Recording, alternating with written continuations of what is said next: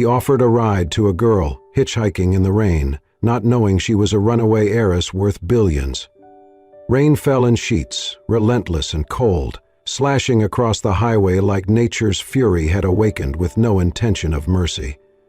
Luke's windshield wipers fought to keep up, the rhythmic thump the only sound in his truck, besides the low hum of the engine. The headlights cut through the darkness, catching glints of silver on the wet asphalt. He squinted, leaning forward slightly. That was when he saw her, a girl, barely more than a silhouette at first. She stood at the edge of the road, soaked from head to toe, hair clinging to her face, her arm outstretched, with a desperate thumb pointing toward the endless highway. She looked like she had been standing there for hours. Luke slowed the truck, tires hissing on the wet pavement, and rolled the window down a few inches. "Need a lift?" he called out over the sound of the rain.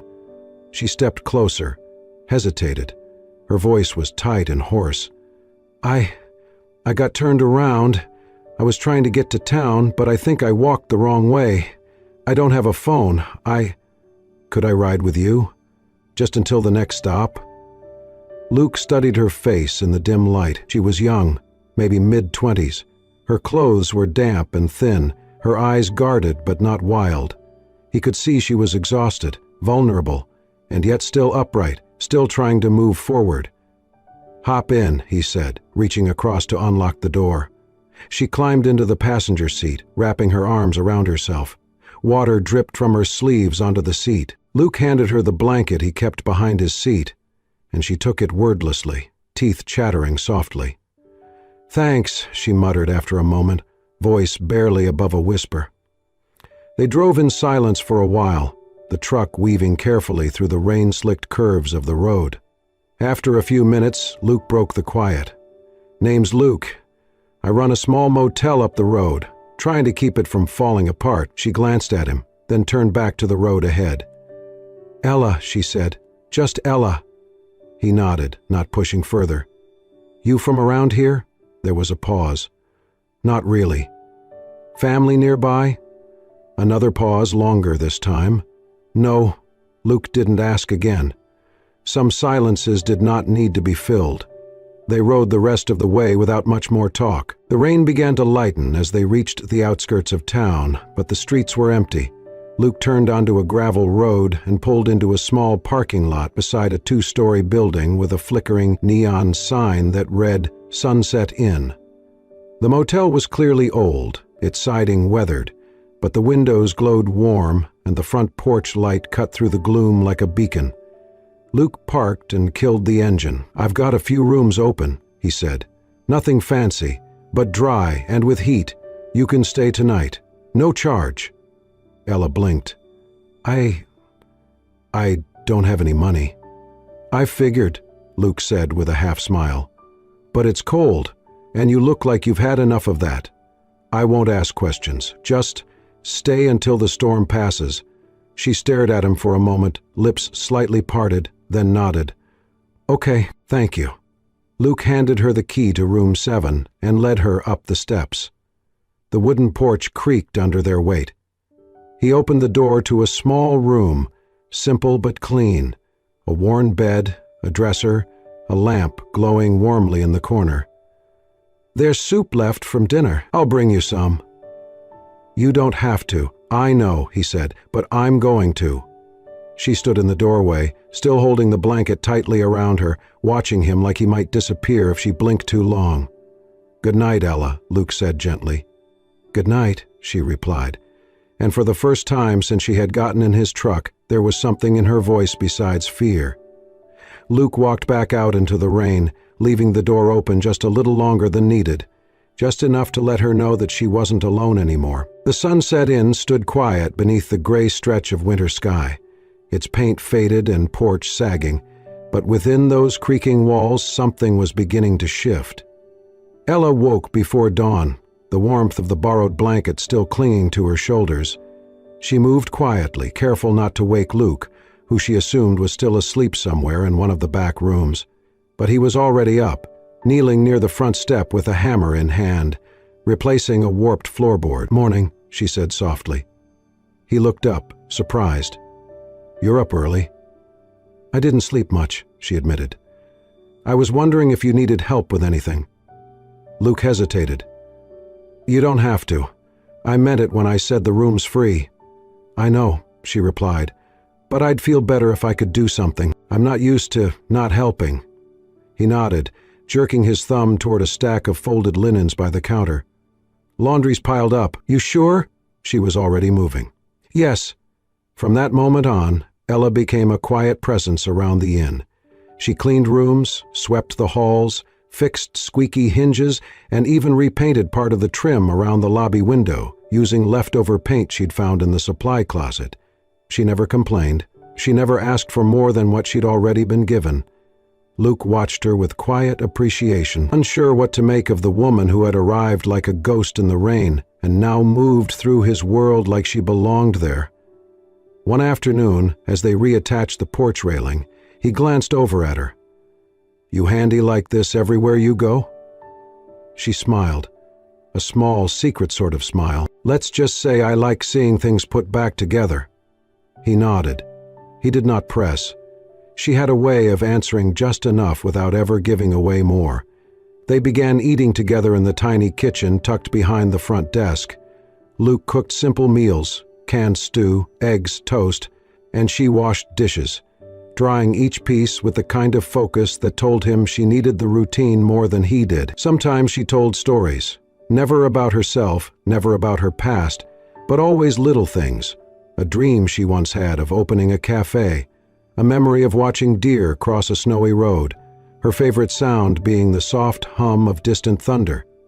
He listened, and he noticed how often she looked out the window like she was expecting something, or someone. One night they sat together on the porch steps, watching the moon rise over the trees. The air was cold enough that their breath came in faint clouds. Luke passed her a mug of tea, and for a while neither of them spoke. Then he asked, "You got people looking for you?" Ella stiffened slightly. "Why do you ask?" "Just seems like maybe you left something behind, or someone." She didn't answer right away. Then she said, "Sometimes leaving is the only way to survive." Luke looked at her but said nothing. A long pause stretched between them. Finally, she stood. "Thank you for the tea." "Ella?" "I'm going to bed," she said quickly. The screen door creaked as she stepped inside and closed it behind her with a soft but final thud. Luke sat alone in the dark for a long time, mug growing cold in his hands. He did not know who she was. But he was beginning to suspect she was not just a lost traveler. And somewhere deep down, he feared the truth might be something far more complicated than he was ready for. The late afternoon light filtered through the dusty windows of the lobby, casting soft gold across the worn floorboards and faded wallpaper.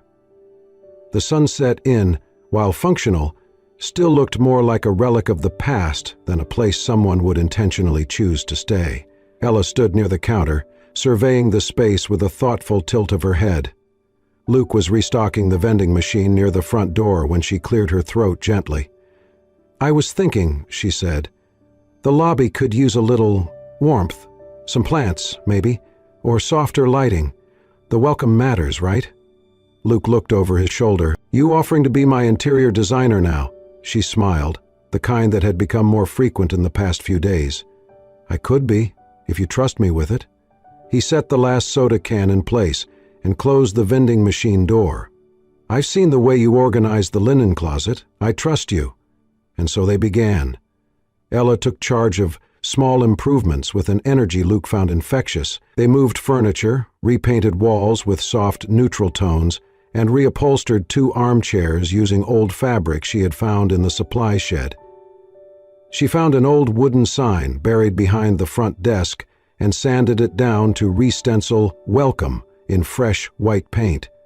Luke handled the heavier tasks, letting Ella guide the aesthetics. She had a way of seeing potential in things long forgotten, of making something whole again with only a few tools and a quiet persistence that Luke admired more than he cared to admit. They started eating breakfast together in the lobby's corner near the bay window, where Ella had set up a small potted plant and 2 mismatched chairs. "Do you ever think of leaving?" she asked one morning, sipping coffee. Luke shook his head. Left too much behind already. This place might be falling apart, but at least it's mine. Ella stared at her cup. I used to dream of having a place like that, something I could build from the ground up, not a mansion, just something that felt like home. Luke glanced at her. Why didn't you? She hesitated. Because not everything you're born into lets you choose who you want to be. It was the most personal thing she had ever said, and for a moment, Luke wondered if he should push.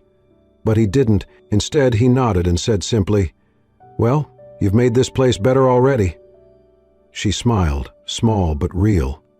Later that week, while looking for a screwdriver in the supply closet, Luke knocked over the small canvas bag Ella had tucked away on the top shelf. As it hit the floor, its contents spilled. Clothes, a half-used notebook, and a single sleek black card. It gleamed even in the low light, a high-end black titanium bank card with the name Isabella B. etched in silver. Luke stared at it, frozen. Ella entered the room just as he picked it up. Her eyes widened, and she quickly stepped forward, snatching the card from his hand. He raised his hands in surprise. "You okay?" She held the card tightly, her knuckles white. "I didn't mean for you to see that. That's not exactly the kind of card someone uses at a corner diner." She turned away.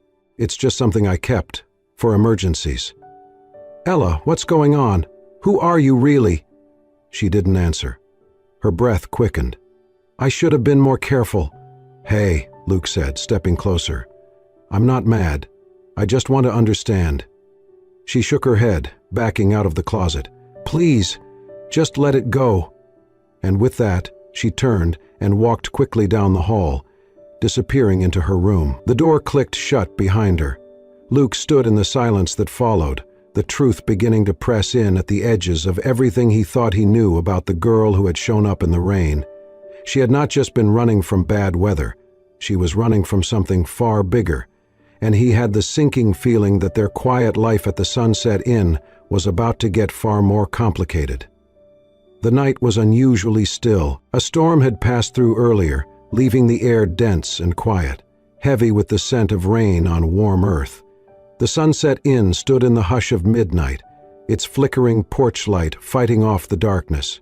Inside, Ella was curled up on the couch in the main office, a book resting on her lap, the soft hum of a space heater filling the room.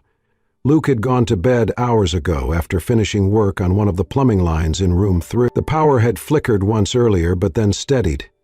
Ella didn't notice the faint smell of smoke at first, not until it began to thicken, curling beneath the door like a warning too soft to be heard. She stood, coughing once, then again, eyes darting toward the back hallway. That was when she saw it. The glow behind the door to the electrical room, orange and angry. She rushed forward, but the heat pushed her back. She tried the fire extinguisher, but it was old, rusted shut. The flames leapt fast. The dry wood of the inn fed them greedily. From his room, Luke woke to the sound of a loud crack, then the unmistakable scent of burning wires. He stumbled from bed, barefoot, and bolted toward the lobby. "Ella!" he shouted, coughing into his sleeve, but the smoke was already thick, blinding. He grabbed a wet towel from the sink and wrapped it around his face. The flames were crawling across the ceiling beams now. He moved toward the office. "Ella!" he shouted again. A faint voice, coughing, then nothing. He forced the door open and saw her collapsed near the couch, trying to crawl, her face pale, her hands shaking. Without thinking, Luke dove in. The heat seared his arms, the smoke clawed at his lungs, but he reached her. She was barely conscious. He lifted her in his arms and turned back toward the entrance.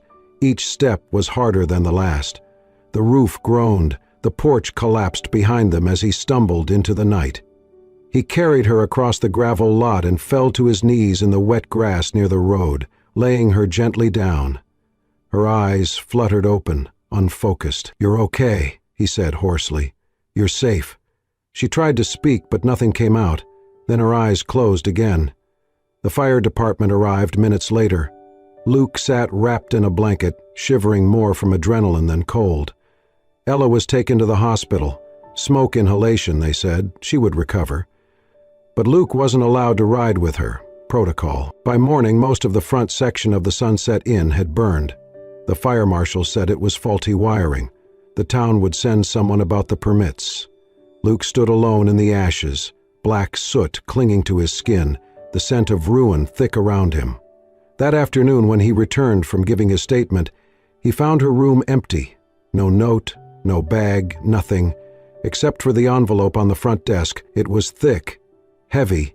Inside, a check, 7 figures, and a handwritten note. He stared at the signature at the bottom. Isabella Beaumont. He read it twice. Then again. The note was short, just one paragraph in looping handwriting.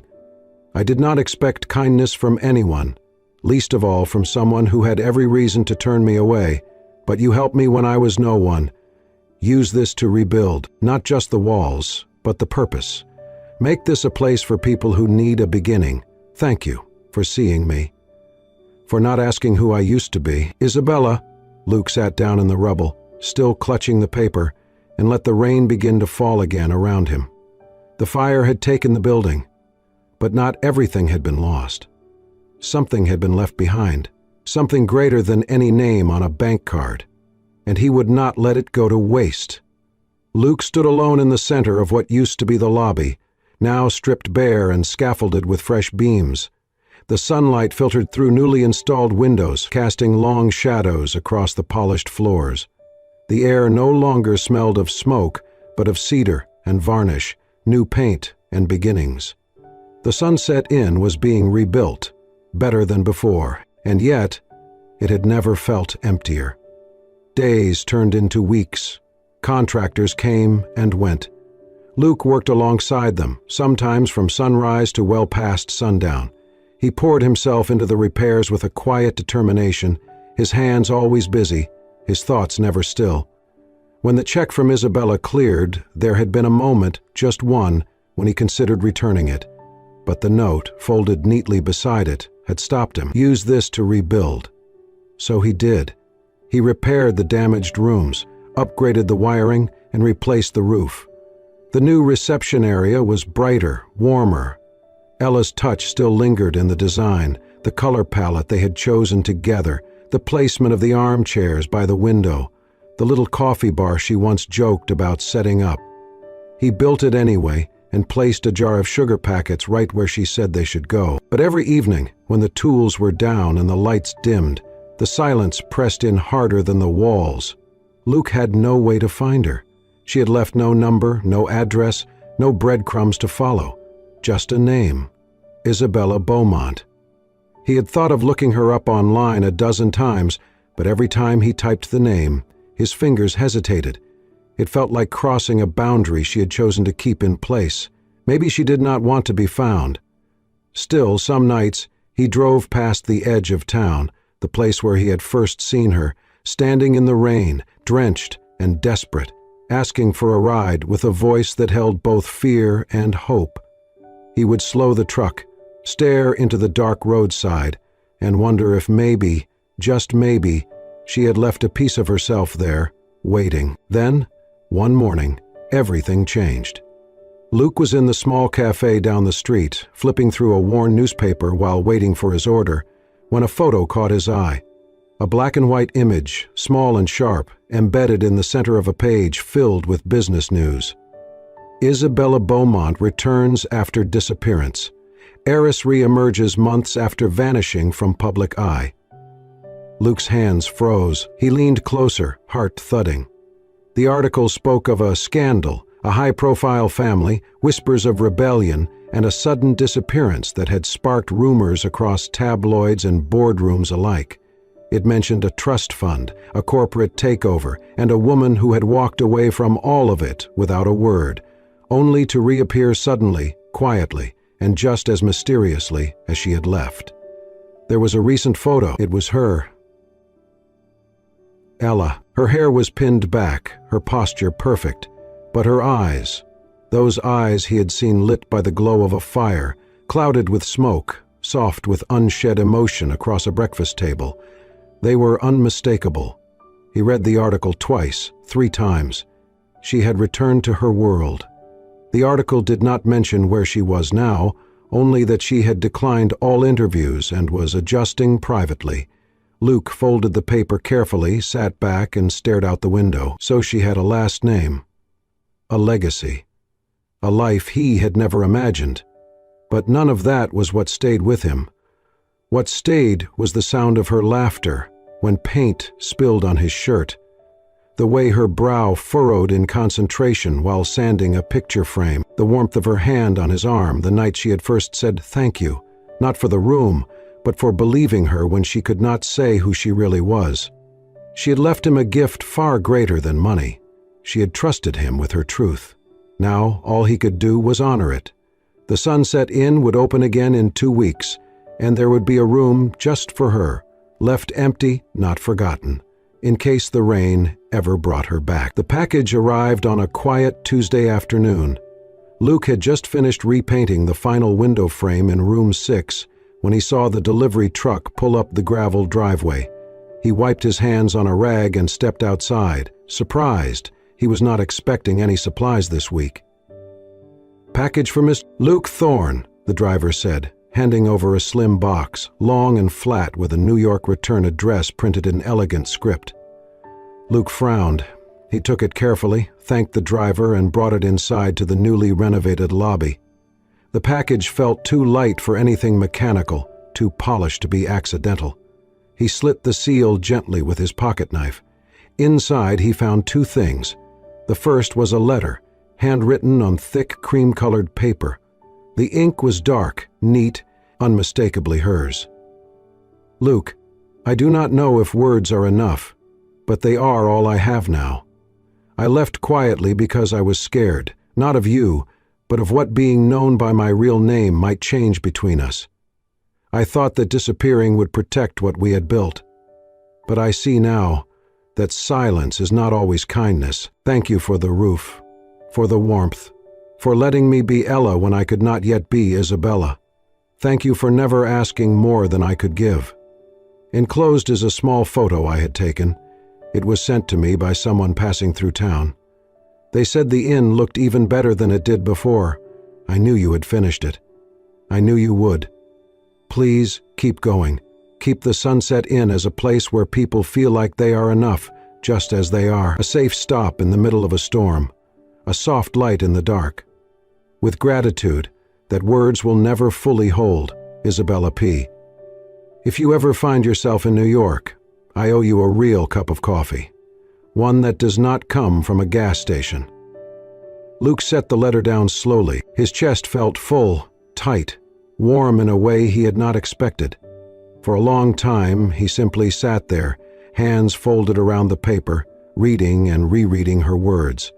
Then he reached into the box again and pulled out the second item. A photo.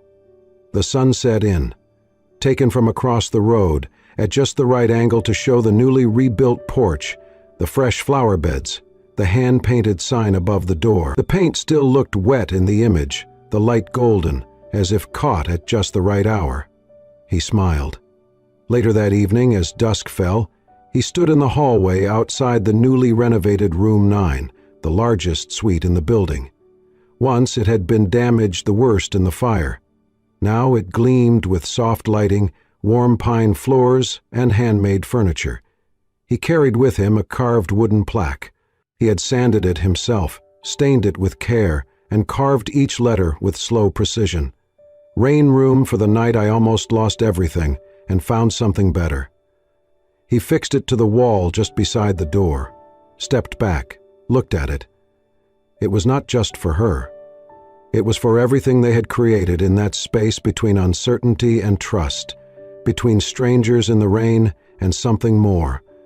Luke placed the photo of the inn on the counter at the front desk, beside a small vase of wildflowers. And then he whispered, not to anyone in particular, "She came through like a storm.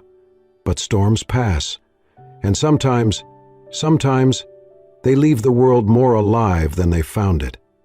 The grand reopening of the Sunset Inn dawned beneath a sky scrubbed clean by overnight rain. The clouds had scattered like old doubts, and the morning air carried the scent of fresh paint, brewed coffee, and 1,000 quiet hopes. Balloons danced at the mailbox. New curtains fluttered in every window. Locals stopped by with flowers, baked goods, and warm congratulations. Luke moved through it all with a quiet smile, shaking hands, pouring coffee, answering questions about the new rooms. But every so often, he found himself glancing toward the road, searching for something or someone that was not yet there. He told himself not to hope. By mid-afternoon, most of the guests had left. The lobby, once bustling, now held a gentle stillness. Luke stepped outside to breathe. The porch creaked under his boots, the same porch he had rebuilt after the fire, and then he saw her. She stood at the edge of the drive, framed by the soft glow of the late afternoon sun. No umbrella this time, no rain, no need to hide. Just her, hair pinned loosely, a light jacket hugged close to her figure, and a hesitant smile on her lips. He stepped down the steps without a word. "Hey," she said, her voice soft but steady. Luke stopped in front of her. "You came." She nodded. "I wanted to before, but I wasn't sure if I'd be welcome." "You were always welcome," he said. They stood in silence for a moment. Then Isabella took a deep breath. "I left because I was scared," she said. "Not of you. Of being seen fully. Of being loved as me. Not the girl in the rain, not the heiress. Just me." Luke's eyes searched hers. "I never wanted anything more than that." "I know that now," she said. "And I'm sorry I made you wonder." He nodded slowly, letting the apology settle like rain into soil.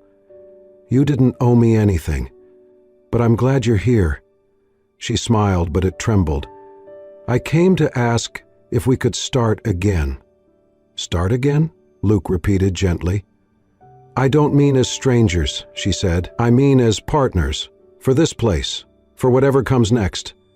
I want to be part of the inn. I want to help run it. I want to give people what you gave me. A safe place when they need it most." Luke was quiet for a long moment. Then he reached into his back pocket and pulled out a brass key, attached to a tag that read, "Rain Room." "I kept this one for you," he said, holding it out. Her fingers closed around it, slow and reverent. "You're not starting over," Luke added. "You're continuing." They stood together at the base of the stairs. Then she asked, voice barely more than a whisper, "And what about us?" He smiled then, a real smile, the kind that felt earned. "I think," he said, "we're just getting started." That evening, as twilight spilled golden across the hills, Isabella helped Luke serve tea to their first guests. Eli, the local postman, took room 2. A mother and her teenage son, traveling west after a rough year, settled into room 6. Everyone laughed at the cookies being slightly burnt. Isabella blamed Luke. Luke rolled his eyes. The rain room stayed empty, but not for long. Isabella placed her suitcase by the bed before midnight, and in the quiet, with the window cracked open to let in the cool breeze, she whispered into the dark, "I'm home." Down the hall, Luke paused at the door. Then he turned, walked back toward the lobby, and turned off the porch light. He did not need it tonight. She had already found her way back. The Sunset Inn was never just a building. Not anymore. By late autumn, the rooms were nearly always full, not with tourists or corporate travelers, but with people passing through on their way to something better. Women escaping bad marriages, veterans rebuilding from nothing, young couples trying to start over. And each of them was greeted not by staff in uniforms, but by Luke and Isabella, often side by side at the front desk, a quiet warmth in their smiles. Luke fixed what broke, Isabella painted what was faded, and between them, the inn had begun to bloom into more than a place to sleep. It had become a home for those who needed a pause, a breath, a beginning. In the mornings, they made breakfast together, Luke flipping pancakes, Isabella laughing as she tried and failed to keep the coffee from overflowing. They added little touches with every passing month, books in every room, a community board for job postings, a pantry for those who came empty-handed. Sometimes, a guest left something behind, a thank you note, a sketch of the inn, a child's hand-drawn heart on the lobby wall. Those things stayed. So did Isabella. She never left again. Not for the boardrooms, not for the press. She turned down interviews and returned donations with polite letters that always ended the same way. We are not a foundation, we are a family. And this place? This place is enough. The rain room, the largest suite, was the only one not open to guests. It became theirs. At night, Isabella sat by the window, curled into Luke's arm, reading aloud from one of the paperbacks they kept stacked in uneven piles beside the bed. Sometimes, she read letters that had been sent to the inn, words of gratitude from people who had stayed only one night, but never forgot what it felt like to be seen. Luke built her a desk by the sunniest window. She never asked for it. He just saw the way she always moved toward the light. And she filled it with notebooks, maps of the area, postcards sent from former guests, and one framed photo of the motel, the way it looked before the fire, just to remember. The new sign at the entrance said it all: Sunset Inn, come as you are, stay as long as you need. Every Friday they held potlucks on the porch. Locals brought casseroles, musicians played under strings of lights, and kids ran barefoot through the grass. No one asked about money. No one asked about names. Everyone had a place. One evening, as leaves turned gold and the air smelled faintly of wood smoke and cinnamon, Isabella and Luke stood side by side before the rain room. They had just finished welcoming a woman and her daughter fleeing from a violent home, guiding them gently to room 5, where fresh towels and soft lighting waited. Now the inn was quiet again. Lamps glowed behind windows. The stars began to appear, slow and certain, above the roof. Luke reached out and took Isabella's hand.